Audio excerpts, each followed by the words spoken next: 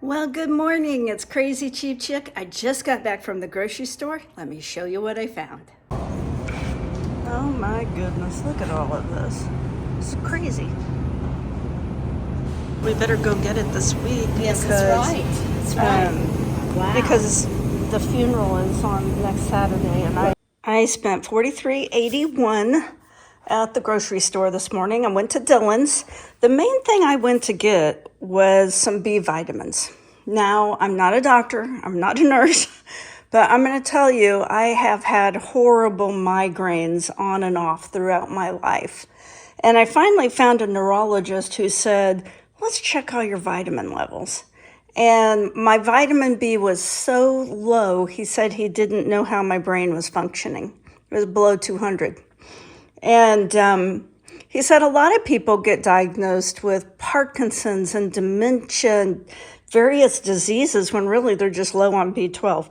So I had ran out of my B vitamins, and so I had to run out there because I had a horrible migraine yesterday. So it was buy one, get one free. These were $10.99, but, you know, it's buy one, get one free. I like these little petite tomatoes in my salads, and I was out. These were on sale for $1.99. You could buy up to 5, so I got 2 of these. And I'm not like a huge rice-a-roni fan because it's really a processed food. It's kind of like rice and pasta, right?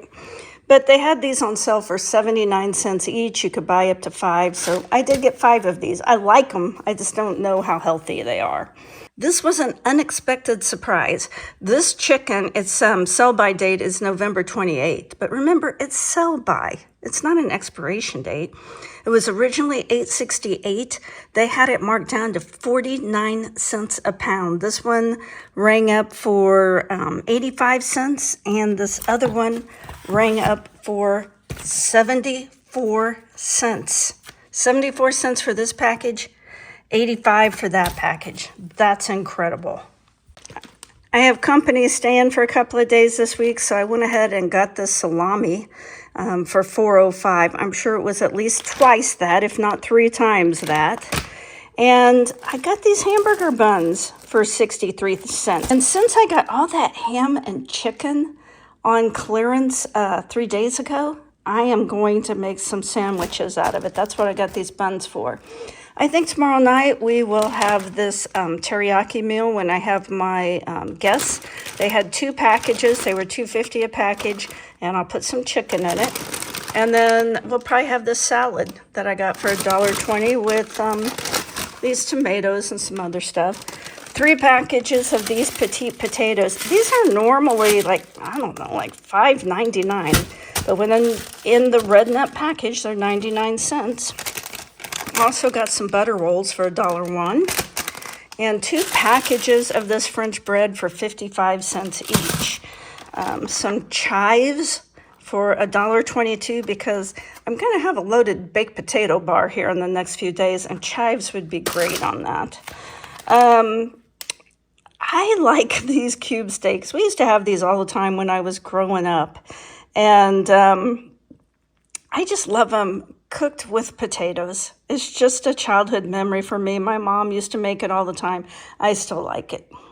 So when I got done buying this $43.81 worth of food, which is a lot of food, then I remembered, one of the whole reasons you came here was to get some crackers, because they had these crackers on sale this week, and of course the sale ends tomorrow. For $1.99. Well, normally these are like $3.99, $4.99 a package. So I wanted to get some while they were on sale. I don't eat a ton of crackers, but I want to offer them to my guests with this salami and some cheese. And so I ran back to get these, and I also had a $1 off coupon. So these rang up for $1. And then I thought, okay, 49 cents a pound chicken. You got to go ahead and get a couple of more packages of chicken. So these 3 packages of crackers plus these 2 packages of chicken were $7.63. So all together, all of this food cost me $51.44. Now that's a lot of food. I mean, we're gonna have this teriyaki meal. We're gonna have chicken several meals. We can have it with rice. I make a really good dish out of these potatoes, and I'll probably have it with this Salisbury steak. We're gonna have those little ham and chicken sandwiches. We could have them with potatoes or soup. I mean, this is 3 or 4 meals right here. A lot of this chicken is just gonna go in the freezer, and that's how I keep my bill down. When I find stuff on sale, I repackage it first, and then I throw it in the freezer. And that's how you got to do it. Because if you were buying full retail for all of this, it would be at least double the $51, if not more. Because some of this stuff is more than half off. I don't know about you. I'm always convinced that meat, especially chicken, has bacteria on it. And so I always repackage it. I always rinse it. And I always put a little rice vinegar in the bag with it, and then I scrub out my sink with something that kills bacteria, because I don't want to cross-contaminate everything. Well, friends, thank you so much for watching all the way to the end. As always, I really appreciate it. Now, today I've got a glass of tea, and I am just going to sit and talk with you over a glass of tea. You know that I always tell you a little story at the end, and I think this one will make you giggle. Now, I have to tell you a little bit about myself and John Wayne. We do not use profanity. Both of us were basically raised in a time where profanity just wasn't used. I mean, today it's just like constant assault with profanity. But when we were growing up, only men use profanity, and only around other men. And, you know, John Wayne, I've probably heard John Wayne use a bad word maybe 5 times in my life. He never uses profanity. Even when we were young, he didn't use profanity. And if I ever dared to say even the mildest profanity, he would be like, oh, please don't talk like that. And of course, my mom would never have approved of profanity. My dad, he cussed a little. In fact, now I'm going to use a couple of bad words, but it's in the context of explaining something. So my dad, when I was growing up, when I was a little kid living on the farm, and my dad was a farmer, you know, people had John Deere tractors and they had Massey Ferguson tractors, but we had a goddamn tractor. And I never realized when I was a little kid that that was a cuss word. For the longest time, I thought it was a tractor brand because my dad would always refer to the goddamn tractor. And so as a child, I just thought, okay, I just assumed it was a tractor brand. And it wasn't until I was a little bit older, you know, like 7 or 8, oh, that's a bad word that we're not supposed to say. So my dad would, you know, I've only heard my dad use fairly mild profanity. I mean, not like they talk today. But this happened when my son was about 5 years old. And my dad decided to take him fishing, and he was super excited. My son was super excited to go fishing with my dad. And so they go fishing, and my son comes back with this big string of fish. And I said, how was it? Did you enjoy it? Oh, I had a hell of a time. And I said, excuse me? What did you say? And he said, I had a hell of a time. And I'm like, not wanting to overreact. And I go, what's that mean? And he goes, you know, I had a really, really good time. And so I said, well, I'm glad you had a good time, but let's not use that word. And I told my dad, look, you're going to lose your privileges around my kids if you can't quit using this bad language. And of course, I think my dad just laughed. But that's my cussing story. And Today they just, let me say this. Whenever I would use a bad word, any time in my life, which was very rare, I recognized that I was extremely stressed out and out of control emotionally. And so when I would hear other people use bad language, I would think, oh, they're out of control. They're out of control. And so it was like a trigger to me. Oh, this person's on the edge. They're about to explode. They're using that bad language as a relief valve. And that's pretty much how it was for most of my life until now, where it has just become common vernacular. That's just how they talk. It's kind of sad. I don't enjoy it. I don't know how you feel. I never call anyone out on it, but it's oftentimes people use that language, I think, as a shock value. They're trying to get your attention. They want you to know something. And but sometimes it's just how they talk. It's just their everyday speech. It's society's way of communicating now. And I still don't enjoy it. I feel like every time someone uses a bad word, I feel like they've just slapped me. It's like shocking to me. And it makes me feel like I'm very old because it is still very, very shocking to me when people speak that way. And tell me what you think. What's your opinion? Now, let's talk about a couple other things that are going on around here at Bright Bridge Farm. Today, we go to the doctor and we finally find out what the plan is going to be to fix John Wayne's shoulder, so I'm pretty excited about that. We had about 6-7 inches of snow a few days ago on Saturday, and that was much needed moisture. We are in such a severe drought, but even 6 or 7 inches of snow only equates to about, if it was rain, it would only be a half inch of rain. So we still are way, way, way, way behind on moisture.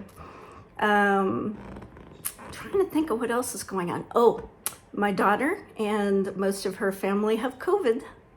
And I know so many people with COVID right now.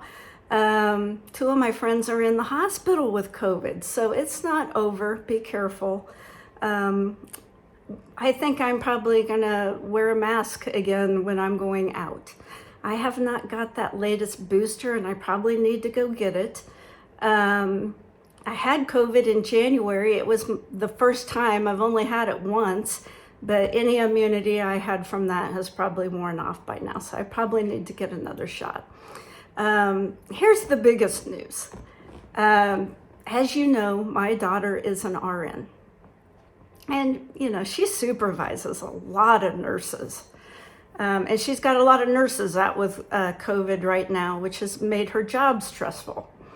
Well, here's another thing that's making her job stressful, and you may have heard about this on the national news. There's a healthcare system, I think they're called Advent. They own a lot of hospitals. And the closest big town to me is, of course, Topeka.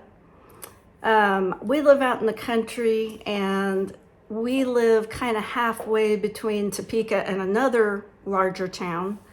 And so we're like within close distance to Manhattan, Kansas, Topeka, Kansas, Lawrence, Kansas, and we're about an hour from Kansas City.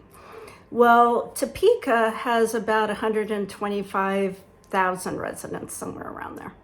It's basically a small city. And we have 2 hospitals. Well, one of those hospitals, it's called St. Francis, was one of the Advent hospitals that was hit with that malware.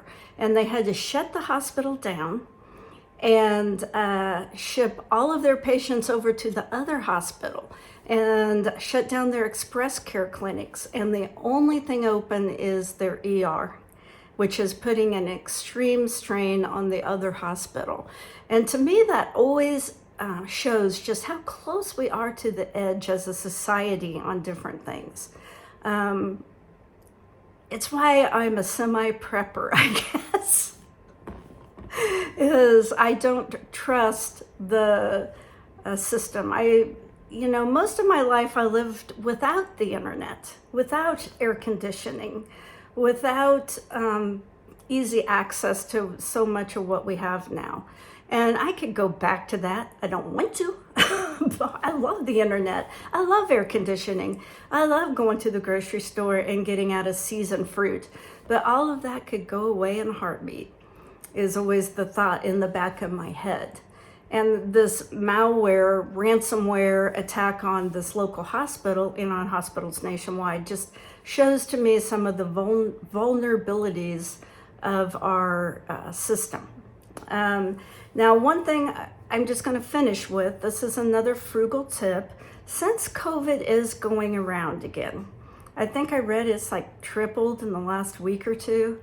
And like I said, I know a lot of people with it right now. I don't, most of them are sick, but it's not like it was the when it first came out. Only 2 of them are in the hospital. Like my daughter was, pretty miserable, but there was no worry it was going to be anything. She said it was like a really bad cold with extreme body aches. And she said, and a really bad headache. And so she had to stay in bed 3 or 4 days, but she's already recovering. And my grandson had it and her husband had it. But their daughter, who lives with them, and this is the second go around for them, my granddaughter has still not gotten it. Why do some people get it and some don't, even when they're being exposed like that? Anyway, the government is once again offering free COVID tests. And in the little description of the video, I'm going to put a link so you can order those free COVID tests. I think you can get up to 4. Might as well take advantage of it if it doesn't cost you anything. And I believe the COVID shots are still free. I'm going to go up to, I'll probably get it at Walgreens and probably get my flu shot at the same time, because I usually get it in like October. And I've been so busy is the only reason I haven't gotten it. But at my age, I feel like I probably need to have those shots, because it won't prevent it, but if I get it, hopefully it'll lessen the symptoms, is what I'm hoping. Anyway, that's all I have to say today. I hope you guys have a great day. I hope you find some bargains. I hope you're happy, and share any of your stories with me. I love hearing from other people. I read all your comments and I try to respond to them. Anyway, have a great day, and I'll talk to you soon.